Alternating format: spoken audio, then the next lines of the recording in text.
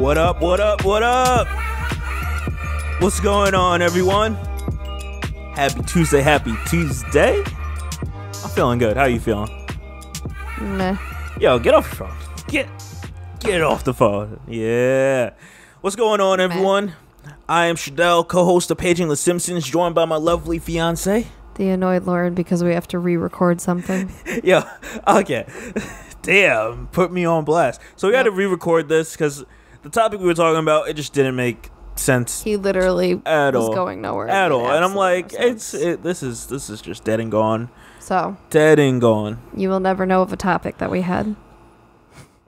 Do you want to bring up that topic? And I'll keep it short.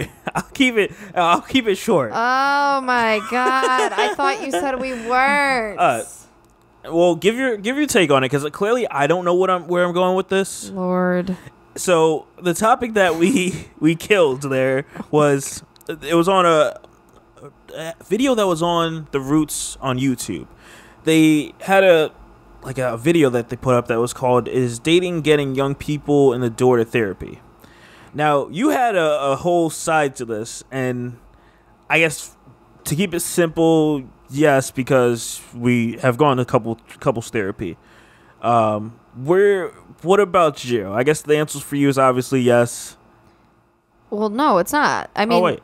It's not, because I've already been to therapy way before you. So for me, I started individual therapy when I had health issues at like 13, 14, and it just kind of, I stayed in it from there on, like on and off. So, but I had a different situation because my health issues were like, they were part physical, part mental. And so they thought at the time, like, starting therapy would help. And then I just kind of stayed with it. Versus, I mean, you have a point, because some people, I guess, wouldn't feel comfortable enough, I don't know, to go to individual. And that's why you're saying, like, well, it's then in general, when you're in a relationship. Just dating, with you being with someone, it opens things up that you're like, oh, I act like this around this person, or I treat this person like that. I see where you're coming whether from it's with individual or couples, you're still going to therapy. Because you're like, okay, why do I treat this person like that? Why do I put them down all the time? Why do I, like... Well, yeah, I mean, I guess it opens your eyes to patterns that you've created or carried on, that you've seen, or you know, things that you want to change about yourself or whatever. And I feel like, I'm not sure, I don't think it probably wasn't this great for like our parents or like older family members. Like, I don't think them getting into a relationship had them, like, you know, when they had issues and things weren't going the greatest, that they handled it in the best manner. You know, as in, like, seeking therapy. Well, I think every generation gets better tools, and things come to light more. What do you mean? I feel like therapy wasn't as... It was more taboo for our parents, and especially grandparents. It was something that was not, like, talked about. Mental health was overall hush-hush, like, or, you know, no, that's not abuse when it actually is, or, like, you know, like, I think things were different. True.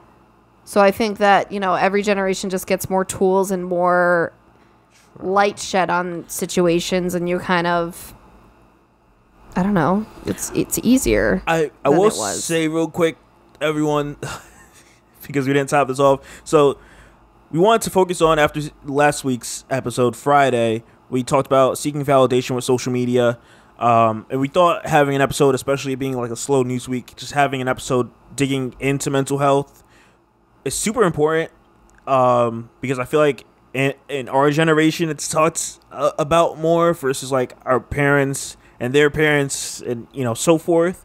And I thought this was super important, you know, just to put some light on and kind of say, like, yo, you're not alone. Like, we all go through the same struggles, no matter what race, color, whatever.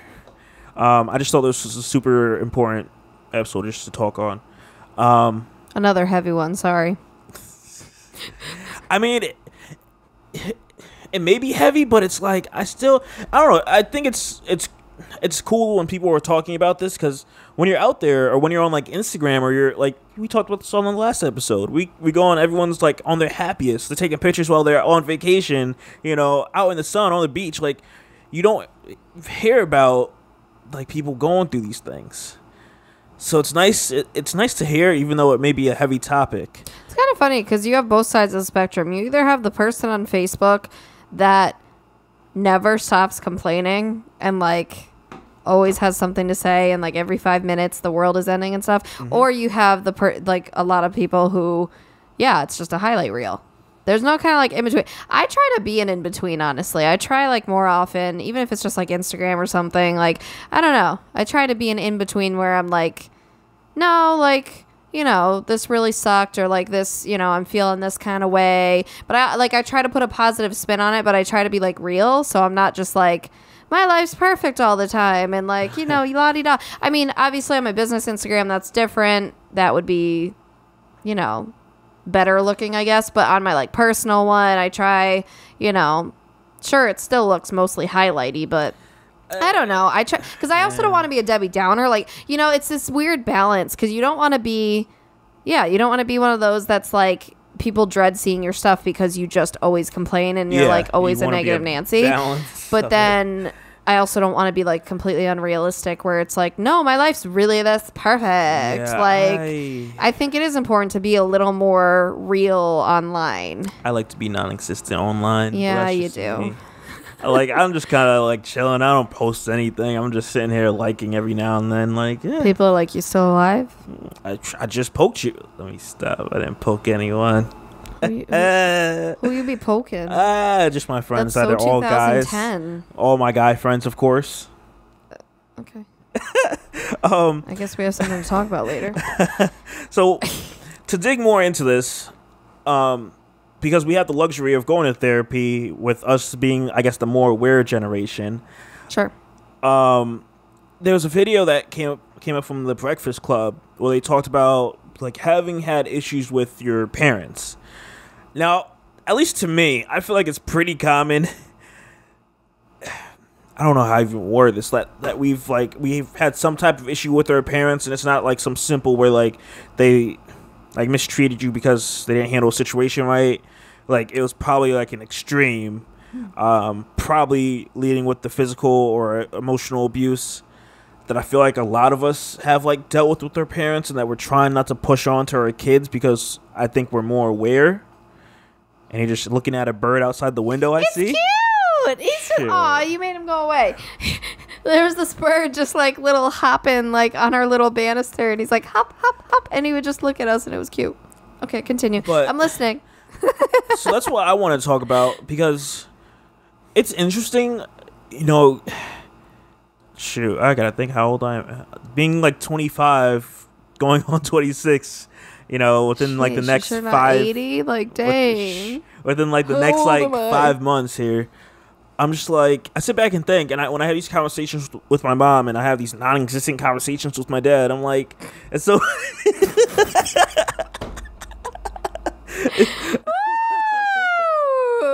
Okay, we just it's no we just went in. It's so interesting. Okay. I was not expecting that. He just like went for it. He's like, nah, this is it. This is how it is. I don't care. No, but like, I'm sitting here thinking about it because like growing up, I'm sure we all had this parent. Like my mom was a nag. Like, complained about everything. Like, why are you saying that? Because she's a female? No. Rude. I mean, don't call us you nags. Nag also. But rude. Like I would get in from like school. Like I'm a kid, of course. I get in from school, and like it on site there'd be some problem. I did something wrong. I did something like there's always some issue as soon as I got in. Yeah. And like like over time. And you're like, how? I was at school. What? You're like, how? I was at school. Pretty much. Like what I do wrong? Like what like it was always for like 8 hours. I was gone. But like. And then as I grew up, I started like seeing her patterns and like what she would like nag at, and I'm like, okay, I see you. And now I'm sitting here playing chess with you because I know you're gonna complain about this. So like one of the simple things I remember was like dishes. She would always complain about the dishes, so I'm like, okay, I'm gonna do one of two things, which is probably both, depends how I'm feeling.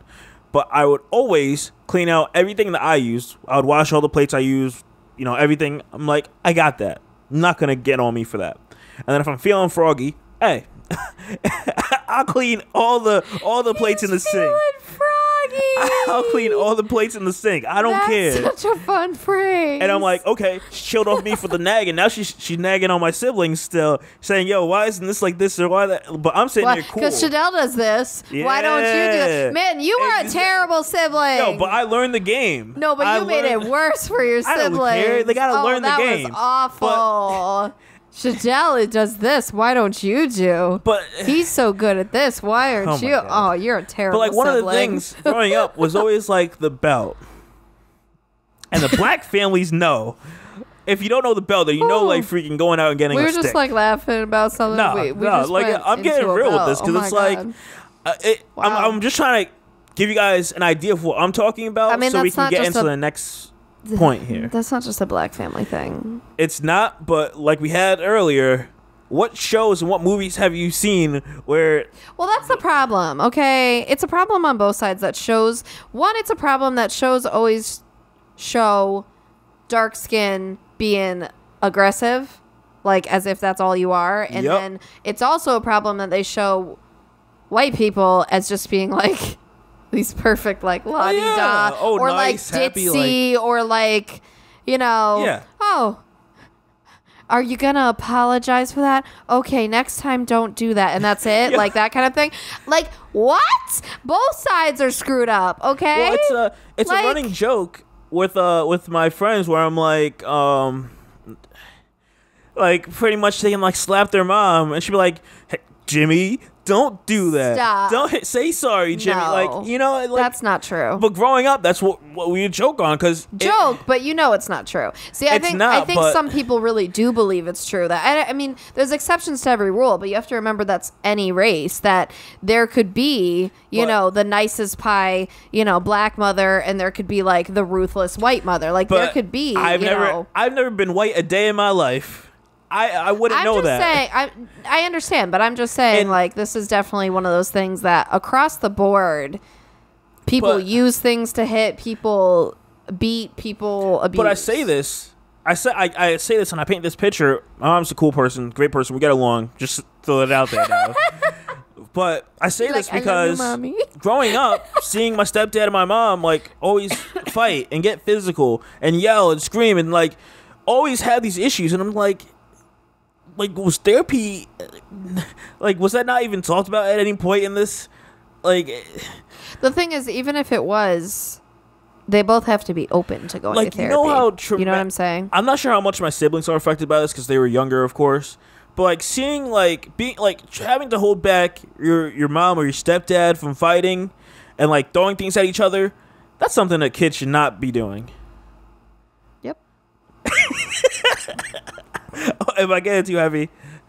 Nope. I think I'm getting too heavy. And it's like... I agree. I'll say that. I'll say that. I'm going to take your silence for a yes. Yes, that you agree. And yeah. And it's like, we've talked about this where it's like for example, I feel like we've said this before. I plan on if our kid does something silly, stupid, dumb, whatever, and they're like little, I'll give them like a little tap on the butt and set them in the corner. As you grow up, I'm not getting a belt. I'm not getting a stick. I'm not doing what my mom has done to me and my stepdad has done. A worse degree of exactly. Yeah. I'm gonna say you shouldn't do this. Talk about whatever happened and better ways to approach it next time or whatever the case is. And I'm gonna take something away from you. Because at the end of the day, let's say if this kid... That's very white of you. Shut up. No, that's stupid. Get out of here. See, but that's what people would say. No, that's some BS. But, so for example, because this is what's going to happen in the real world. You go out there and you pick a fight with someone on the street, and cops come, they're going to take you away, and hey, your stuff is gone. So I'm just giving you a mild version of that. I'm just like, that's what's going to happen. You keep acting like this. And I'm taking your comforter off your bed because you wouldn't have this in jail. Yeah, that's ruthless. I'll be down to do that. Right? Just take like the covers or take like the pillow. Well, it's funny that you mentioned that because what happened to me, I'm sure you know this. I'm not sure how it is for you guys, but growing up, like being in middle school, high school, the cool thing was going to the mall every Friday. Yeah. So there's a time where my mom didn't, like, for whatever reason, my mom didn't want me to go to the mall. I'm saying F that. Yo, I'm going to the mall. I remember this story. Do you? Yes. So my friend went. You told me this, like, my friend came and, like, picked me up, him and his dad or mom, whoever it was, and went to the mall. And, I feel like you go to the mall, like, there's a set time. Like, you go to the mall, like, 6, 7, you chill there for a couple hours, see all your friends. It's like, what up, at, what like, up? 9, you hang grocery, leave around 9. Yeah. Yo, my mom told me, she's like, if I go to the mall, I'm not coming back into the house. And boy, was she not playing at all. I got home at like 9 o'clock. I think I rang the doorbell. I'm pretty sure I called her. Like, nothing at all. I laid on the porch until the next day. I knew my stepdad was going to work, and he's normally out the house by like 5, 6 o'clock. I was normally on the porch till then, that whole night. And I remember a dog passing by, and I was like, yo, please. It was a big dog. I was like, yo, please don't freaking like see me and come up to this porch and try to attack me. Yo. You looking like dinner. Yeah, so as soon as my stepdad comes out, after me being like literally on the porch, like falling asleep, like trying to do my best to like not die from like some stranger probably walking by and being like, yo, why is this like some teenager on the porch just chilling so late at night? Yeah. Like, oh man. So I remember that. Got in the house, and I forgot what my mom, she said something that blew my mind. Where she was like, what would she say? I feel like she said something along the lines of like if you would have called me if you were out there or whatever, I would have answered or something like that. And I'm like, I did try calling you, like, or something along those lines. I feel like if it got like to like a later extent, I feel like that's what she was referring to. Like if it got to like 12 o'clock, 11, like she would have came out and like opened the door. That's so funny. Because she was just playing, like she didn't actually mean it. But I'm like, yo, what? I called you when I was freaking outside. You didn't answer the phone. I have a similar story. Okay, so when I was like little, as a family, me, my mom, my dad, my sister, we went to like one of the elementary schools near my house, and we went like to play on the playground and like, have a little fun, whatever. And it was time to go. And I really did not want to go. Oh, like, God. I was hell-bent on not going yet. So the three of them get in the car. I'm here, like, I'm not getting in the car. I'm just standing there. Yeah, I'd leave the kid ASAP. Like, they drove away. Did they not come back? They came back. No, I'm here, aren't I? I mean, you may have walked. May have got a stranger. No, what ended up and they tell me to this day, they didn't actually drive, like, all the way home or whatever. They literally drove, like, past where you can't see the car anymore, and it's, like, bushes and whatever, and then they turned right back around. So like it was like a minute or something. It wasn't like some long prolonged time where I'd get like abducted. I mean, well, you never know, just saying, but like and so then they came back, and it was one of those like shock things where you learn where you learn your lesson and you're like, okay, shit, I'm never gonna do that again. But when I tell you, I was like petrified when they left. Like I was, because I was little at the time, so I was like, oh my God, like, what am I gonna do? Like, is someone gonna come take me? Like, I'm gonna die. Like, I just wanted to play. Like, it was. So here's my thing with something like that.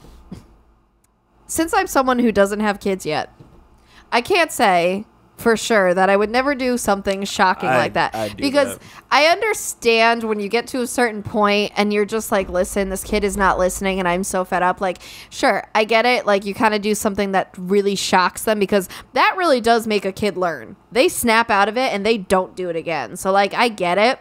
But at the same time, dang, I'm like, did this lead to some of my attachment issues? Like separation anxiety? Hello? Like, dang. So I mean, so those stories that we have, it's all in good fun. I wouldn't say there's anything bad.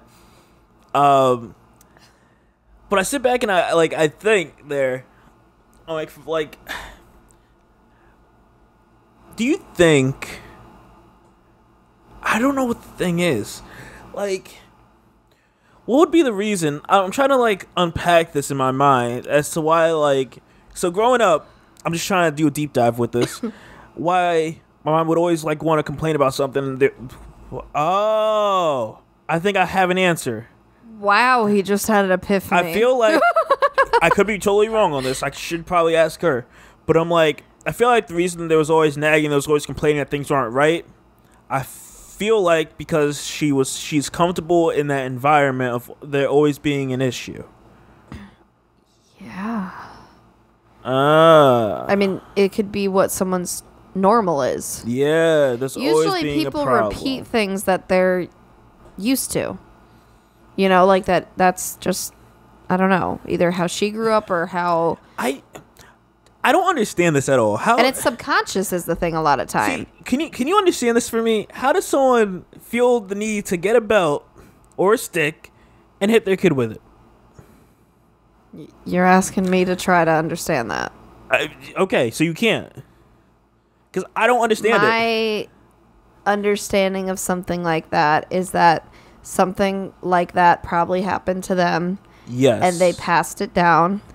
Because this is what they know. This is what they equate to love or parenting or whatever you want to put it as. Usually when it's a cycle of abuse, that's their version of it. See, like that's their like. I get it, but don't you sit there and like I don't see. I'm not in my parents' shoes. Like, I don't know what was happening at the time, but it's like, don't you sit there and question that? Like, it's not good to have your son or daughter sitting there with like welts from a belt. Like, yo, that would pain me. Again, I think generations ago this was normal. This was not something that was questioned. Well, so no, like when they had welts or bleeding or whatever, I honestly do not think that stuff was questioned. See, I don't. And I think as time goes on, it starts to become more and more of a thing. I do think nowadays it's going a little extreme in the other direction because like I know that people will say like you can never even like spank your kids on the butt, like that's abuse. I'm giving my son and daughter a little tap on the butt. Like that's way too far. Like the thing is like I feel like with anything there has to be balance and like a happy medium. My mom used to like when I was a kid, she used to give me those little pinches. And I was like, oh, I know, that's why you hate when I pinch you I now. will take a belt over a pinch any day. Like, ow. He doesn't. You know what's funny is you're all like, I don't have vices and I don't show people vices and stuff, but I know that one. Okay, I'm gonna start pinching you. It's hilarious. Like, that's what you're telling me. No, it's hilarious because every now and then I'll like go and I'll pinch him because he's like, no, but it's usually when you're really annoying me or something. I'm like, okay, stop, and like he gets mad. Like he is not. He was like really scarred from her pinches. I don't like this now. Anyways, I don't like this now. I swear I'm gonna get you back. What? Please don't. What I was saying. What I think too with like the whole spanking thing, I don't think spanking is abuse. Okay, especially if it's on the butt. It's not like face, arm, like hitting like hard enough to hurt the kid. Like what you do. Okay, here's what I heard. One of my friends years ago, and she's older than me. She's like my parents' age. She was someone who was abused a lot as a child, and she kind of helped me believe like you don't have to like continue that with your own children. And so she basically said how there were a few select times, and she has 2 daughters that are like adults now, and there are a few select times when she would spank the kids. Like other than that, she would discipline in other ways.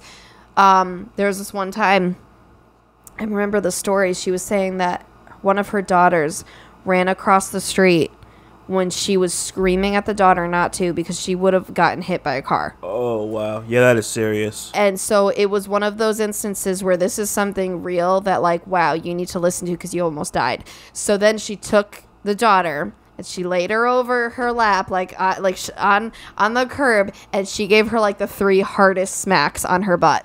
To the point where, okay, this now shocks the kid. It does hurt some. Like, the kid was crying because now they're probably totally overwhelmed by what just happened and everything. But, like, what she told me is what she'll do is 3. Her number's 3. 3 spanks so that 1, it gets the point across, but 2, it does not lead into the cycle of abuse for her, because once you start to go past that, that's where now you're into the territory of now you're doing what your parents did, and you're just getting like off by this. And that's what it's a problem. That's what I was gonna say. Like, spanking's fine, but when it becomes excessive, like when you're hitting the kid, 1, too many times, or Right. just too much in general, or in the wrong area. Like I think the whole spanking on the butt is it's a Like, good one because it's cushioned enough where it's not going to hurt the kid. You still feel it, and it's still a shock. And it's also, if it is not too often, if it is just like when you really need to get the point across, because if something physical becomes too often, you're not actually teaching the kid anything. Now it's just ingrained in them that, oh, when I like slip up slightly, now I'm going to get this. Yeah. Like, you're not actually helping the kid if it's a pattern. I feel like, for me, like, being in like the little timeout thing, it really didn't do much for me because I hated timeout. It teached me how to like play in my mind and to like whatever, like just to use my mind more. So I was cool with it. But when it came to taking things away, that's when I died. See, I would do both. I would get timeout and things taken away. Whew. Yo, they took things away. Awful. Like, what I'm gonna do when that happens for us and we take things away, I'm gonna take things away and just bring it into my car if it's not like big enough, if it's not like super huge like a TV or something. I'm like, yo, let me take it in my car, because you're not gonna take the keys and go out into my car. Maybe you will, and if it does, yo, we're already having a problem. But I don't know, something like that. I don't know. I don't know. I feel like I just want to talk about this because I feel like it's something that we all go through. I think it was good. I want to get into like these two like related mental health issues that I want to talk about here. So I want to get into these topics here. As soon as this wants to load up here, there we go. They both relate to mental health, and it's like. So it's one. Oh, man. So this one's interesting. So this person says, my parents tell me I'm not crazy, but everyone else says I am. Who is right? Should I be afraid constantly? This person goes on to say, I'm having a panic attack almost every other day at this point. I'm utterly and completely convinced that the U.S. is going to turn into the world of A Handmaid's Tale, where the women lose all their rights, gay people are publicly executed, and we have to live in hiding or escape to other countries. The inevitability of Roe versus Wade completely secured those fears for me. My parents have been telling me this ever since Trump was elected. They told me that people like me, because this person's gay, are going to be locked up soon, so I should be afraid for my life. And this is the beginning of the end. But anytime I tell other people this, including on here, which is, he's making this post live for everyone on Reddit there, he says, nobody takes me seriously. I don't know why that is. I'm genuinely afraid for my life every single day. Some people have suggested I need serious help, but I feel okay.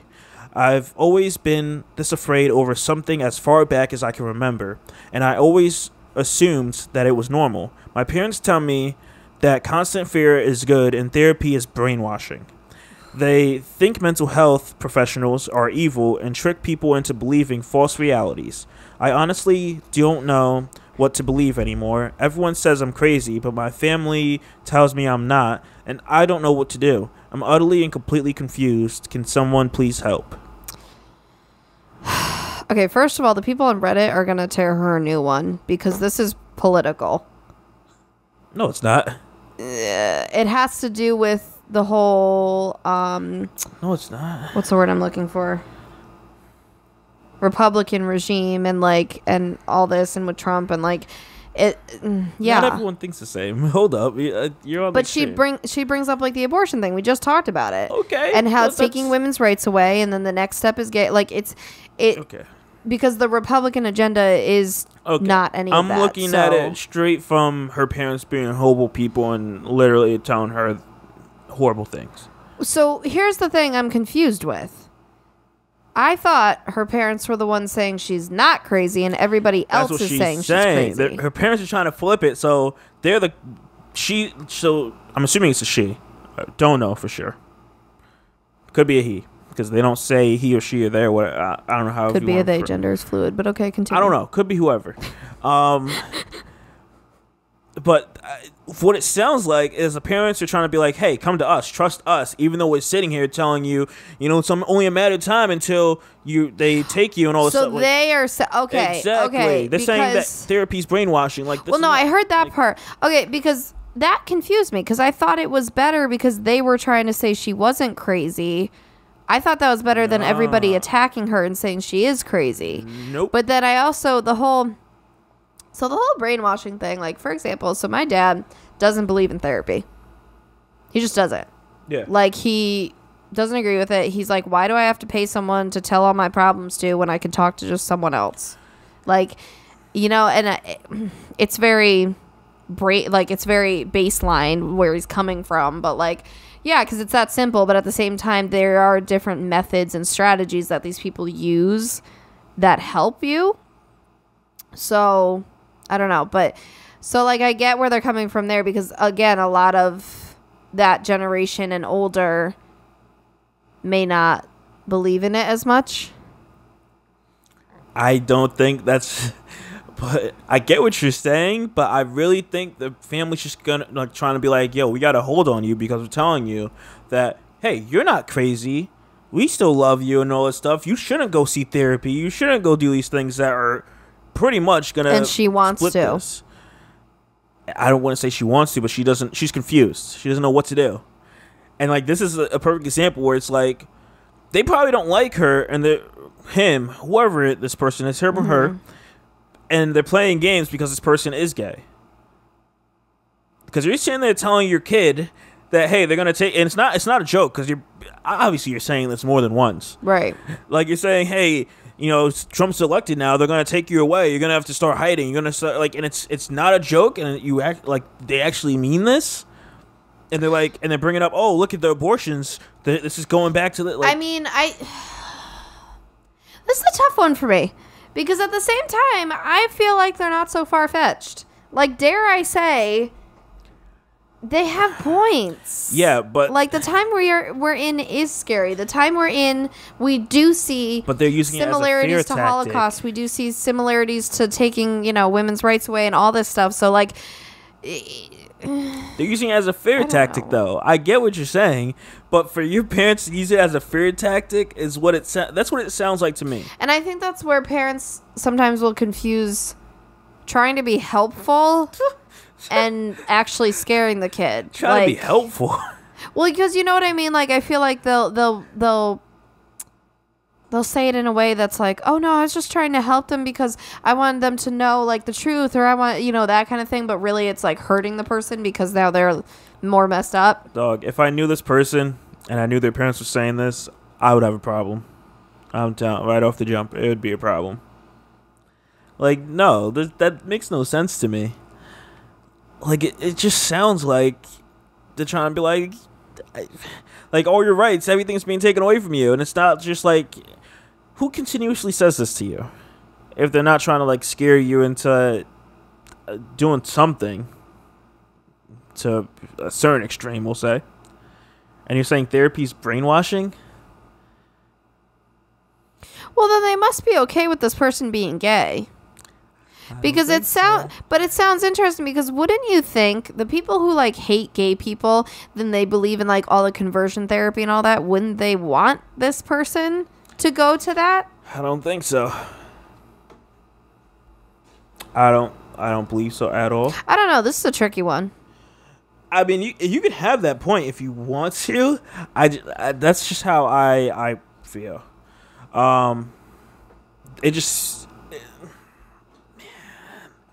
It's suspect. It's suspect to me because I'm looking at it and it's like they're gonna have a panic attack. They said almost every day because they're just so convinced that the U.S. is gonna turn into a Handmaid's Tale. Who the person? Parents are horrible. That's what I'm going with. Parents are horrible. Her parents are horrible. Oh, depending on how old they are, because there's no age. Yo, get out. Get out. Get out. Watch the movie Get Out and get out. No, oh my God. I will say it does help when you get out of your house and you're able to, like, form your own thoughts and opinions and, like, become more you versus like your parents trying to like assertively put their ways on you and like their opinions. Yeah. Like that does help. Like, yeah, you feel your way on it. I completely feel like it's a scare tactic to keep their hold on this person, being like, no, you're not crazy. Everyone else out there is crazy. Look at that. They're calling you crazy. Like, it's no, just interesting because I feel like I hear of it more opposite, where it's a scare tactic and the person is like insulting the person. I don't think so. Like that's more what I know is like, you know. I mean, like more of the parents being like, no, you're like you're crazy and you're awful and whatever. I feel like that's more common, but I guess think so. Yeah, like everyone that's looking at this, they're like, they're pretty much siding with like her parents are horrible. Or I keep saying it's a her, even though we don't know. I don't know. So for this next one here, I want to touch on is this one is how to deal with mental health issues in a relationship. I thought this was pretty interesting. Oh boy.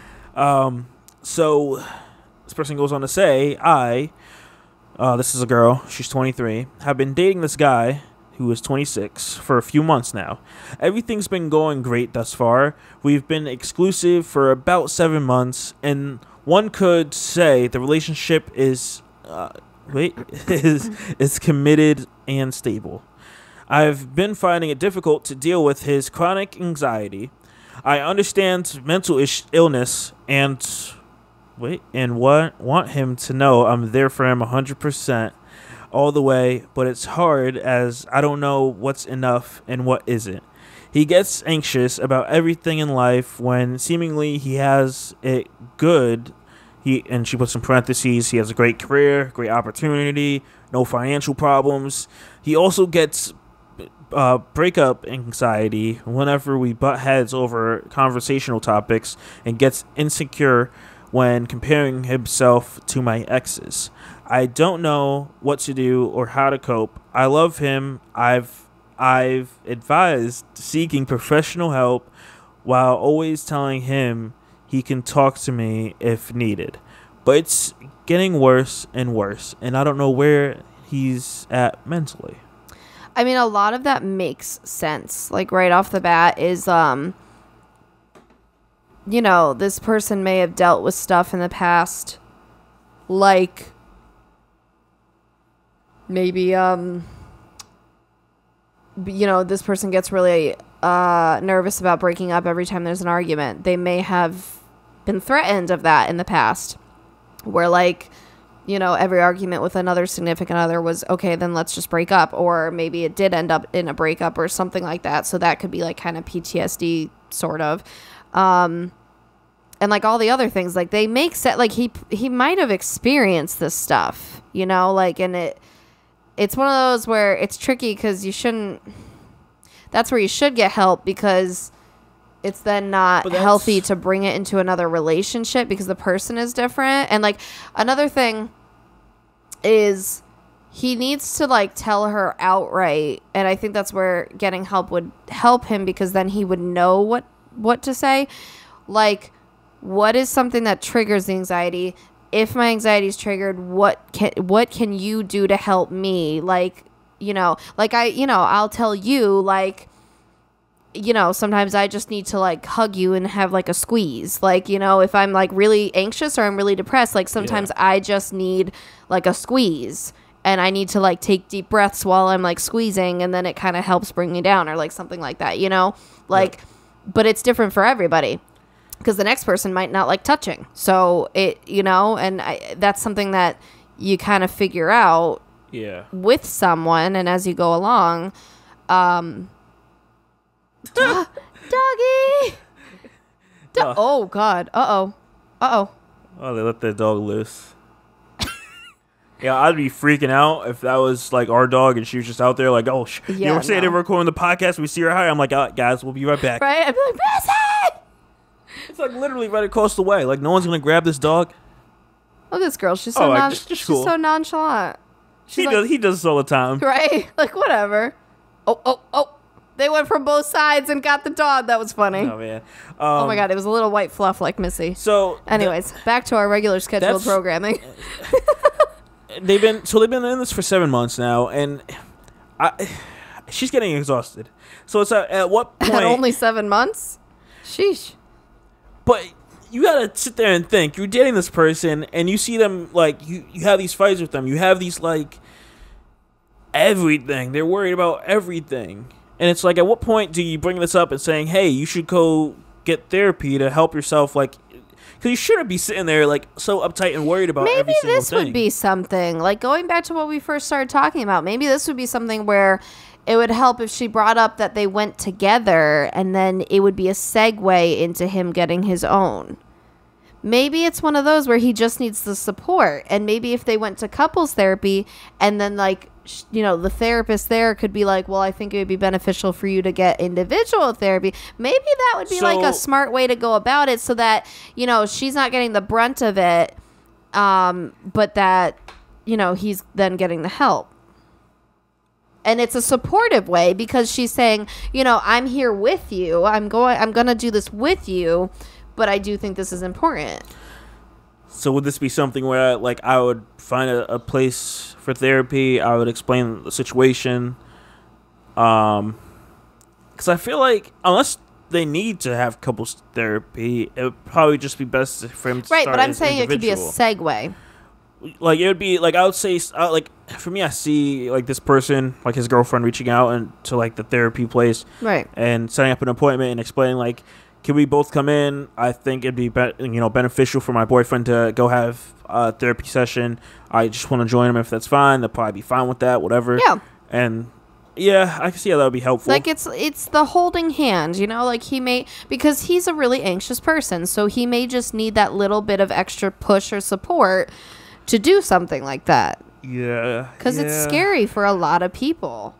It's unknown. It's you know, it's vulnerable to tell someone everything. Which is interesting because this goes back to the first topic we had earlier, where it's dating getting you into therapy. I know, it's kind of funny because this person wouldn't go full circle. This person wouldn't go to therapy if they weren't in a relationship. They'd probably be like, I'm cool. I'm just gonna stay here. And it's one of those. I think when people have anxiety or depression and they haven't gone to therapy yet, and they're not at, like, that place. I don't think that it's that they think they don't need it. I think it's just they're so in it that it adds something to it. So, like, if you're an anxious person, I think it adds anxiety to have to go to therapy. Or if you're a depressed person, it makes you more depressed to think I've failed because I have to go to therapy, like that kind of thing.